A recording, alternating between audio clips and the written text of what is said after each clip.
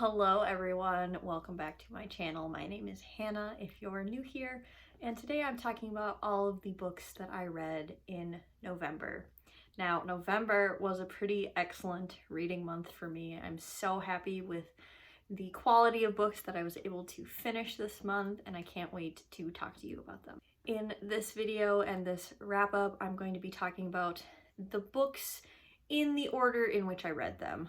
I've been bored with my wrap-up format, and so we're trying a few things. If you're interested in watching a little bit of a challenge video, I did a interesting October wrap-up if you would like to watch that as well. So let's get started and talk about the very first thing I finished in November. As part of my efforts to read more Indigenous literature, I picked up Apple, Skin to the Core by Eric Gainsworth, and this is a young adult memoir. Now, in October, I also read a young adult memoir and really enjoyed that. This one, while I think was just as interesting and just as good, I just wasn't, how do I say, emotionally invested in this person's life. That feels really strange to say, but I think for the most part it was an execution thing for me.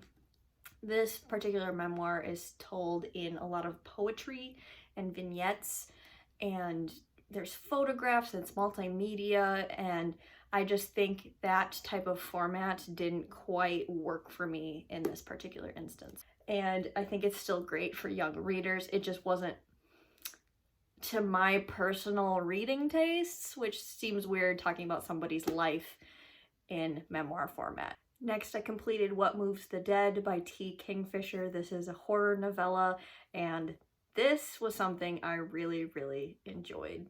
Our main character, Alex, is non-binary and travels to a mansion where some friends of theirs are staying and things are kind of crumbling. This is a retelling of a classic, The Fall of the House of Usher, and so that part was kind of lost on me because I didn't read the classic before reading this, but on its own, this was a really solid horror novella, and I actually really liked it. This gave me that like sick to my stomach feeling that I kind of want to get out of a horror novella or horror story. It's like the tension is so high that it's almost making me physically ill. Not necessarily that it's gross or grotesque or really graphic, it's just that the tension is immaculate and kind of makes me worried sick. The thing that I like about T. Kingfisher is that T. Kingfisher makes me laugh even though this is a horror novella. I read Nettle and Bone by the same author, and it had that same sense of humor and levity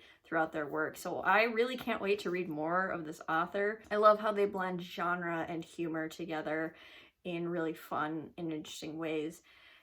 And so I gave this 4 stars. I really liked this novella. I then read A Man and His Cat, Volume 6, which was just like every other installment in this series. Delightful, phenomenal. This is the first one that I didn't actually like cry over. There's some side plots that are kind of taking over a little bit that aren't as like sickly sweetly adorable, if that makes sense. But I still really enjoyed this installment, and I gave this 5 stars. I then completed the Indigenous speculative fiction anthology Love After the End, edited by Joshua Whitehead.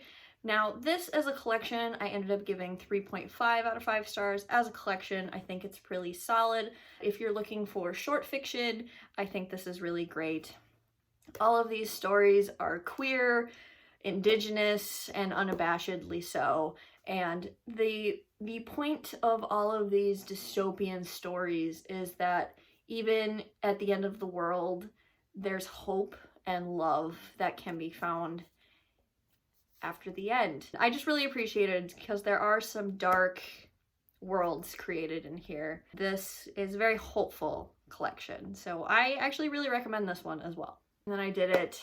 I finished The Dandelion Dynasty, Book 4, being Speaking Bones by Ken Liu. What I learned after reading the afterword for this book is that Ken Liu intended book 3 and 4 to be one volume, but that would have been like 2,000 pages. And so I think his publisher was like, you gotta chop this up. So that's why book 3 felt like setup for book 4, because it was. It's supposed to be read as one contiguous volume, which I think is incredible and kind of interesting to learn about after the fact. What I will say about this 4th and final installment in this epic fantasy series is it ended how it needed to end, which is bittersweet in some aspects, but in a satisfying way, in my opinion. There were character deaths that happened, but it didn't feel like the author was just killing off characters for no reason. It just politically also ended well, and I found this a very satisfying conclusion, and I gave this one 5 stars. I did cry several times throughout the book, but you know me, I'm a big crybaby, and I get very emotionally attached to my book babies. I highly, highly recommend this series, this quartet. If you are into political epic fantasy, this is one of the best series I've ever read. Definitely a favorite of the year for me. On a somewhat lighter, maybe lighter note, I read The Inheritance of Orquídea Divina by Zoraida Cordova, and this was excellent as well. I am so pleased. I was really hesitant, to be honest, really hesitant picking this up because I'm not a magical realism person, but for someone who enjoys hard magic systems, there was enough explanation of the magic to satisfy me, who is a stickler for magical rules. This is about our matriarch, Orquídea Divina, and her family.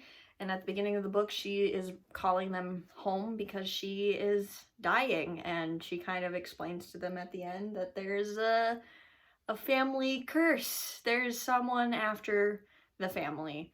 And it's up to the members of the family to come together to stop this force, this curse from getting them. And this was honestly so beautiful in terms of characters and the characters coming together as a family and kind of reconnecting after several estrangements. But this was also just incredibly beautifully written. We do get kind of 2 plot lines here. We have Orquídea and her history kind of in flashbacks as one timeline, and then the family in the present timeline as well. So this does jump back and forth. I really loved the execution of this story, and I still am thinking about this book to today and hopefully beyond. This was really powerful, really moving, and I would say if you are interested in breaking generational curses or explorations of family, of getting out of abusive relationships, I also want to point that out, that this book heavily deals with those themes. Then I had a little bit of fun and I read the first 5 volumes of a manga series called Witch Hat Atelier.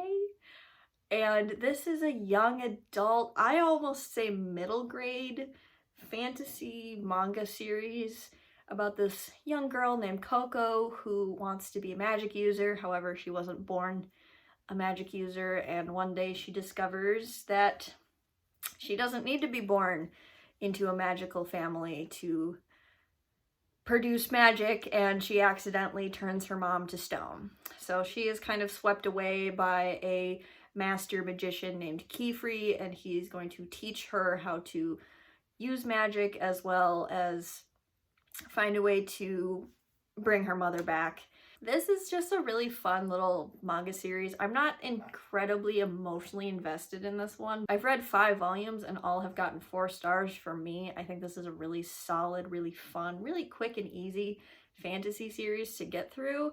I find all of the little witch apprentices to be quite charming and fun, and the art style is some of the most beautiful art I've ever seen in a graphic novel manga series ever. If you're looking for something fun, lighthearted, quick to read, I recommend this series, and I will be continuing. it's a good time. Then I listened to Into the Riverlands by Nevo. This is the third book in the Singing Hills cycle. And in this series, we're following Chi as they are traveling around and collecting stories with their talking bird named Almost Brilliant. And all of these stories are queer in some way. And I think these are fun. I think these are really good and really well written. This is the third novella in that little series, and I enjoy these. They're quick to get through. However, I will say again, I'm not super emotionally invested in Chi and their story necessarily. I just have a good time listening to this while I'm doing other things. I still think the second book in the series, which is When the Tiger Came Down the Mountain, is my favorite, but this was still a solid like 3.5, 4-star read for me. The last book I read, which I just finished a few hours ago, to be honest, is The Lost Metal by Brandon Sanderson, which is book 4 in the Mistborn Era 2 quartet. So the Wax and Wane books conclusion.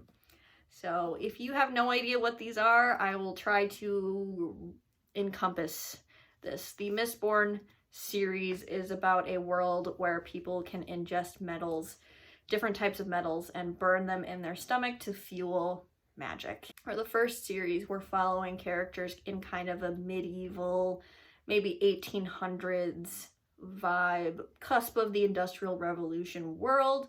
And it reads like an epic high fantasy trying to overthrow the evil emperor. In the second era, we're following characters in kind of like a Western early 1900s world, where it's the same world, but you know, hundreds of years have passed between the two series. In this series, we're following Wax and Wane, who are lawmen. They're kind of like Lone Ranger type characters.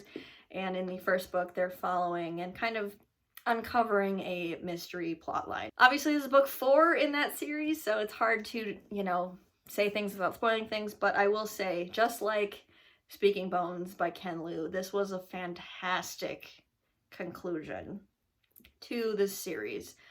I gave this 5 stars again, and I sobbed at the end. Really, really hard.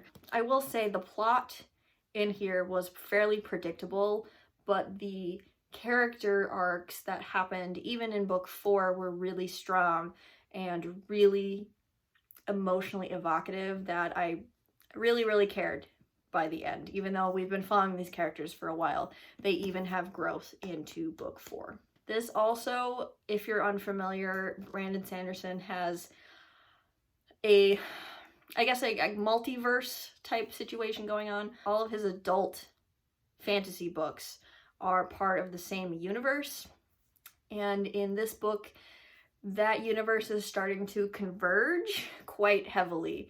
So you, in my opinion, should not read this unless you've read a few other Sanderson works to understand the references. And even I didn't understand all the references, and I've read all of his adult works. But I highly recommend Sanderson in general, and I think he is so masterful in crafting satisfying conclusions to his individual books as well as his series. Like I said, this is a 5-star read. There are still issues with it. It's still not a perfect book for me. There were a couple moments where I didn't appreciate the misogyny. However, the female characters do call it out, and so I guess I can be happy with that.